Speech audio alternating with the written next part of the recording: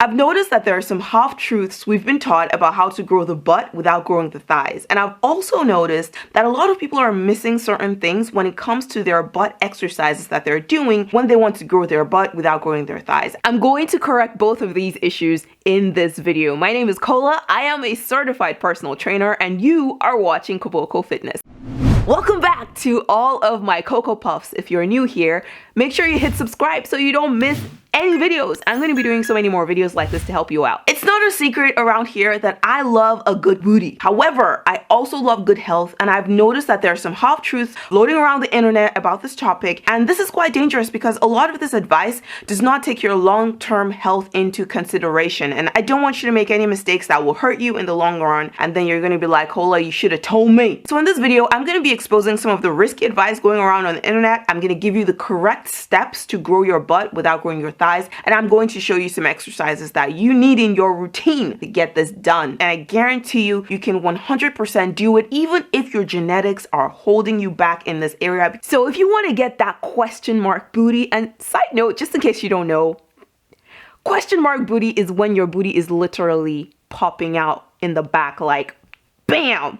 That's what I'm talking about. It literally pops out like a question mark. You want to do two things in your workouts to get this. Number one, you want to identify the correct time period in your life to work on this. And number two, you want to do exercises that really focus on the glutes. The glutes are the main muscle that make up the butt. They are the most prominent muscle that you see when you're thinking about a booty. You're probably thinking about the glutes, the gluteus maximus. You want to do exercises that really target that part.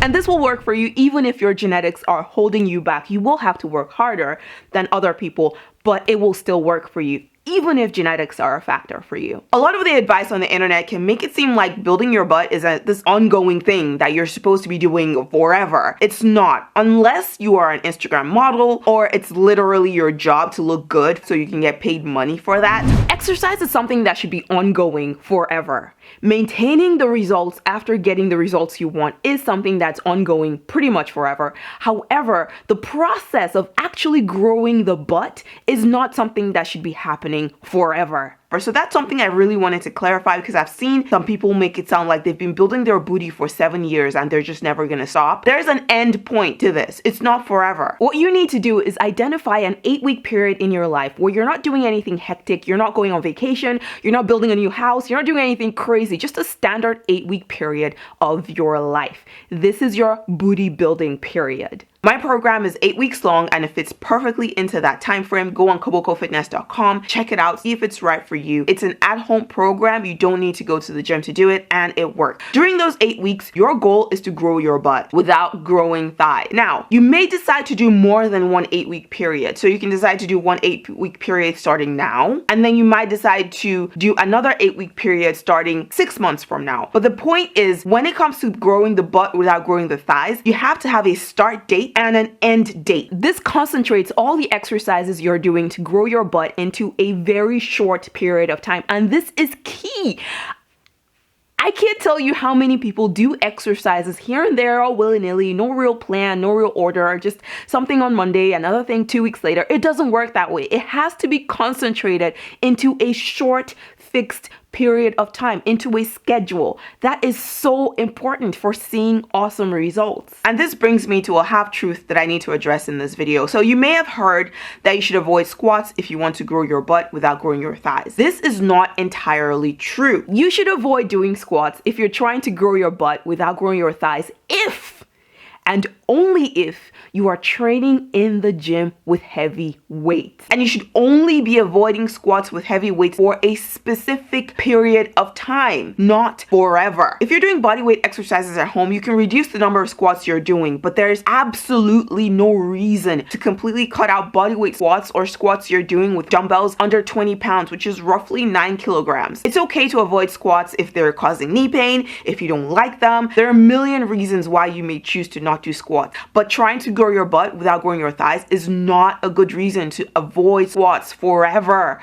or for an extended period of time. I'll be honest with you, squats are not my favorite, but here I am advocating squats because squats do help with preserving muscle in so many vital muscles in the body. When you squat, you're activating your core, side booty, quads, which is the front of your thighs, hamstrings, which is the back of your thigh, and your calves. These are all muscles you want to preserve because when you reach your goal, you're going to need these muscles in order to maintain the aesthetic that you're going for. The more muscle that you preserve on your body, the more calories you burn when you are resting. So when you complete your booty building period, you need those muscles on your body to help you stay in shape and help you stay fit. There are so many exercises that target the glutes very effectively without activating the thighs, and two of them that I love so much, and you probably know this already if you're a real Coco Puff, and those two are the glute bridge and the glute bridge hold. You should watch this video where I go into more depth on these exercises, but for now, I just want to address a few things that some people are probably doing wrong and is the reason why they struggle with these exercises. The first thing is moving too fast. Some people just swing their hips up and down like it's a competition, like...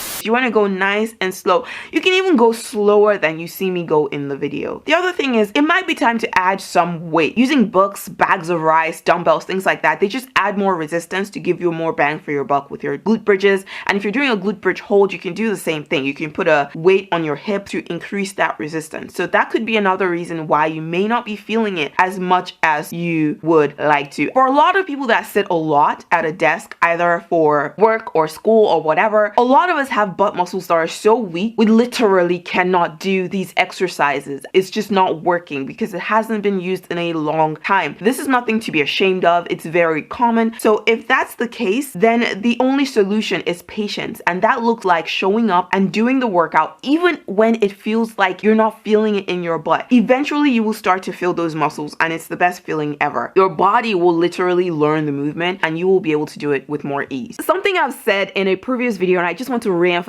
here, is that sometimes some people demonstrate these exercises because they look cool. They want to impress you. They're just having fun. It's not because those exercises are effective, efficient, or even safe for most people to perform. So if you see an exercise that's just super duper complicated, don't do it. More complicated exercises are not necessarily better than the simpler exercises. The simpler exercises tend to be the ones that work the best. So if you have been questioning your sanity because you're not doing exercises that require you to break your back, trust me, you are doing the right thing. There is a big difference between training at home versus training at the gym. The advice that you may have heard about squats, usually they're not talking to people that are training at home. And that's one of the main reasons why I felt very motivated to make this video. I'm talking to people that are training at home with at-home equipment, with body weight, or with dumbbells under 20 pounds. So just keep that in mind when you're learning things on the internet. I don't want you to be confused because confusion is one of the main reasons that people don't get results. So I want you to be clear-headed, clear-minded, and clear on what you need to do. Make sure you have a set time frame, your start date, your end date, where you're working on your booty. You can do my 8-week program more than once, but just don't be random about it. It has to be concentrated in a short period of time, and make sure you're using a good program. Check out my website, KobokoFitness.com. Check out my 8-week booty fix program. Subscribe to my YouTube channel if you haven't done so already, and I'll see your gorgeous face in my next video. Pow, pow, pow, pow, pow, pow. God. And I want to make sure that you don't miss any of them. None. Next video. Hip hop hooray! Hey! Oh! Video is done!